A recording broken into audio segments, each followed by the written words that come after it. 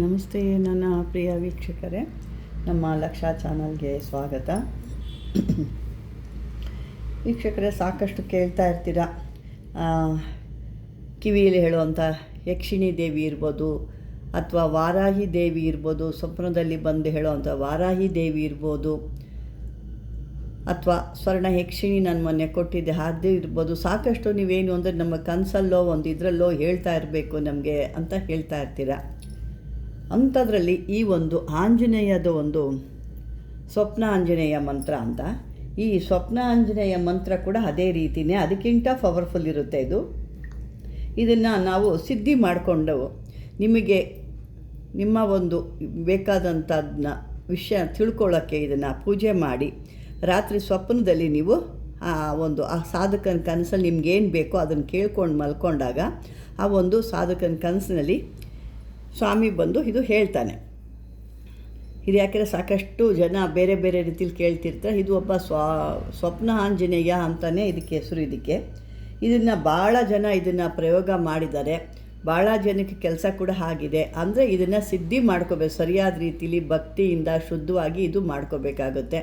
ಕೆಲವೊಂದಕ್ಕೆ ಶುದ್ಧಿ ಬೇಕಾಗಿಲ್ಲ, ಕೆಲವೊಂದಕ್ಕೆ ಶುದ್ಧ ಬೇಕಾಗುತ್ತೆ. ಆ ಶುದ್ಧವಾಗಿ ನೀವು ಏನೇ ಕೇಳಿಕೊಂಡ್ರು ಅವನು ಸ್ವಪ್ನದ ರೂಪದಲ್ಲಿ ಬಂದು ನಿಮಗೆ ಆ ಉತ್ತರವನ್ನು ಹೇಳ್ತಾನೆ. ನೀವು ಕೇಳಿಕೊಂಡು ಅಂತ ಒಂದು ಪ್ರಶ್ನೆಯನ್ನು ಉತ್ತರವನ್ನು ಹೇಳ್ತಾನೆ. ಬನ್ನಿ ಅದನ್ನು ಯಾವಾಗ ಮಾಡೋದು, ಹೇಗೆ ಮಾಡೋದು ಅಂತ ತಿಳ್ಕೊಳ್ಳೋಣ. ಈ ಮಂತ್ರ ನೀವು ಯಾವುದಾದ್ರೂ ಒಂದು ಗುರುವಾರ ಅಥವಾ ರವಿವಾರ ಅಥವಾ ನೀರಿನಲ್ಲಿ ಕೂತ್ಕೊಂಡು 108 ಬಾರಿ ಇದನ್ನು ಜಪ ಮಾಡಿ ಸಿದ್ಧಿ ಮಾಡ್ಕೋಬೇಕು. ಈ ಒಂದು ಗ್ರಹಣ ಕಾಲದಲ್ಲಾದರೆ ನೀರಿನಲ್ಲಿ ಕುಳಿತುಕೊಂಡು ಕೂಡ ಇದನ್ನು 1008 ಬಾರಿ ಜಪ ಮಾಡಿದಾಗ ಇದು ಸಿದ್ಧಿ ಆಗುತ್ತೆ. ಇದನ್ನು ವಿಧಾನ ಹೇಗೆ ಅಂತಂದರೆ, ಇದನ್ನು ಸಿದ್ಧಿ ಆದ ನಂತರ 41 ದಿವಸ ಆ ಆಂಜನೇಯ ಅಥವಾ ಮಾರುತಿ ದೇವಸ್ಥಾನಕ್ಕೆ ನೀವು ಹೋಗಬೇಕಾದ್ರೆ ನೀವು ಬರಿಗೈಲು ಹೋಗಬಾರ್ದು. ಹೋದಾಗ ಆ ದೇವಸ್ಥಾನಕ್ಕೆ ಹೋದಾಗ ದೇವಗಣಗಲೆ ಹೂವು ಅಂತ ಬರುತ್ತೆ. ದೇವಗಣಗಲೇನೆ ಅದು. ಕೆಲವರು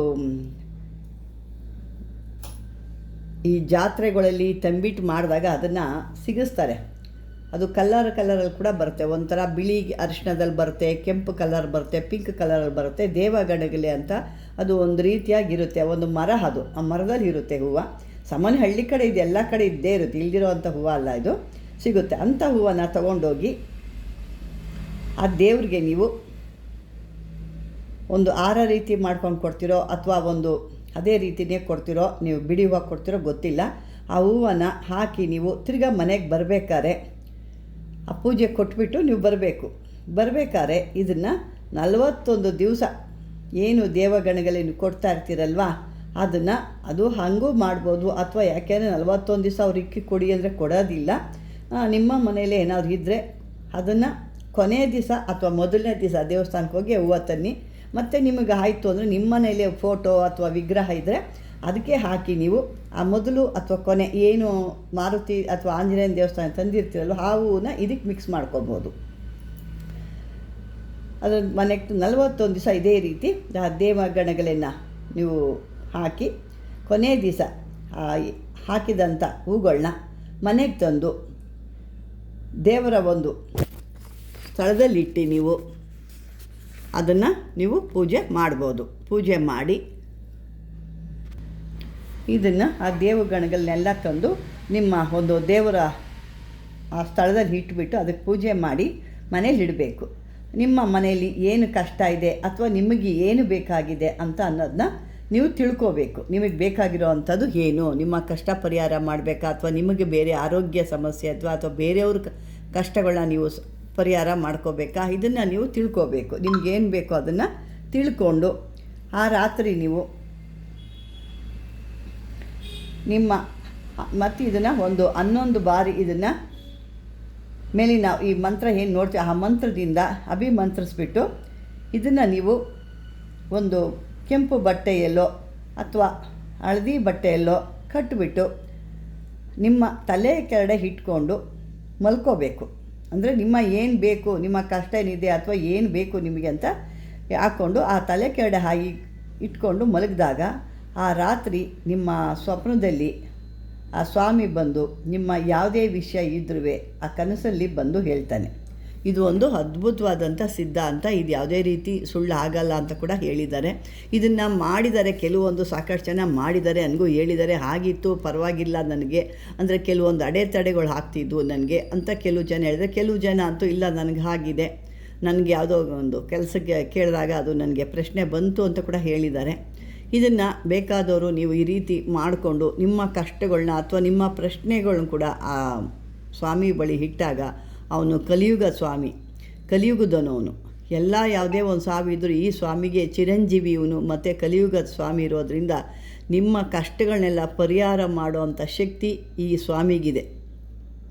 ಅದು ಯಾವುದೇ ರೀತಿ ಕಷ್ಟ ಇರ್ಬೋದು, ನಿಮ್ಮ ಜೀವನಕ್ಕಿರ್ಬೋದು, ಸಂಸಾರಕ್ಕೆ ಸಂಬಂಧಪಟ್ಟಿದ್ದಿರ್ಬೋದು, ಮಕ್ಕಳಿಗೆ ಸಂಬಂಧಪಟ್ಟಿರೋದು ಯಾವುದೇ ಒಂದು ಇದ್ದಿದ್ರು, ನಿಮ್ಮ ಪ್ರಶ್ನೆಗಳು ಏನೇ ಇತ್ತು ನೀವು ಕೇಳ್ಕೋಬೇಕು ಅಂದರೆ ಈ ರೀತಿ ಮಾಡಿ ನೀವು ಆ ಧರಿಸಿದಂಥ ನೈರ್ಮಲ್ಯ ಹೂಗಳು ಏನಿರುತ್ತಲ್ವ ಅದನ್ನು ಒಂದು ಗಂಟು ಕಟ್ಟಿ ನಿಮ್ಮ ತಲೆ ಕೆಳಗಡೆ ಇಟ್ಕೊಂಡು ನೀವು ಮಲಗಿ ನಿಮ್ಮ ಪ್ರಶ್ನೆ ಇರೋದು ಕೇಳಿಕೊಂಡು ನೀವು ಮಲಗಿದಾಗ ನಿಮಗೆ ಅದ್ಭುತವಾದಂಥ ಒಂದು ಉತ್ತರ ಸ್ವಾಮಿ ಕೊಡ್ತಾನೆ.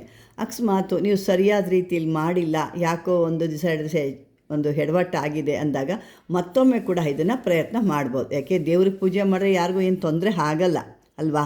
ಹಾಗಾಗಿ ನೀವು ಮತ್ತೊಮ್ಮೆ ಕೂಡ ಪ್ರಯತ್ನ ಮಾಡಿದಾಗ ನಿಮಗಿಂತ ಅದ್ಭುತವಾದಂಥ ಒಂದು ಆ ಸ್ವಾಮಿಯ ಒಂದು ಮಂತ್ರ, ಆ ಒಂದು ಪ್ರಶ್ನೆ ನಿಮಗೆ ಸಿಗುತ್ತೆ.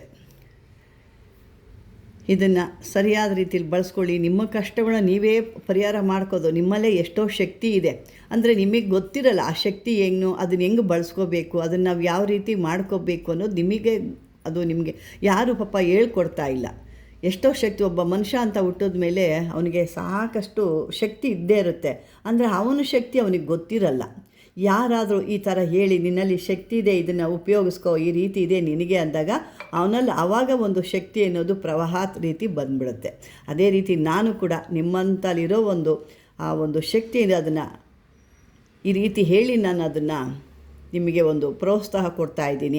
ಅದೇ ರೀತಿ ನೀವು ಕೂಡ ನನ್ನ ಒಂದು ಚಾನಲ್ನ ವೀಕ್ಷಣೆ ಮಾಡಿ ನಮಗೂ ಕೂಡ ಇದೇ ರೀತಿ ನೀವು ಒಂದು ಪ್ರೋತ್ಸಾಹ ಕೊಡಿ. ನಾವು ಕೂಡ ಇದರಿಂದ ಇನ್ನೂ ಹೆಚ್ಚೆಚ್ಚಿಗೆ ನಿಮಗೆ ಬೇಕಾದಂಥವನ್ನ ಇನ್ನೂ ಹೆಚ್ಚೆಚ್ಚಿಗೆ ಕೂಡ ನಾವು ಕೊಟ್ಟು ನಿಮ್ಮ ಒಂದು ಕಷ್ಟಗಳಿಗೆ ಪರಿಹಾರ ದಾರಿ ಕೂಡ ತೋರ್ತೀವಿ ಅಂತ ಹೇಳ್ತಾ, ವೀಕ್ಷಕರೇ ಈ ಒಂದು ವಿಡಿಯೋ ನಿಮ್ಗೆ ಇಷ್ಟವಾದರೆ ಮಾಮೂಲಿಯಾಗಿ ಲೈಕ್ ಮಾಡಿ, ಶೇರ್ ಮಾಡಿ, ಸಬ್ಸ್ಕ್ರೈಬ್ ಮಾಡ್ಕೊಳ್ಳಿ. ಯಾವುದೇ ಇದ್ದರೂ ಕಾಮೆಂಟ್ ಬಾಕ್ಸಲ್ಲಿ ಹಾಕಿ ಅಂತ ಹೇಳ್ತಾ ಧನ್ಯವಾದಗಳು.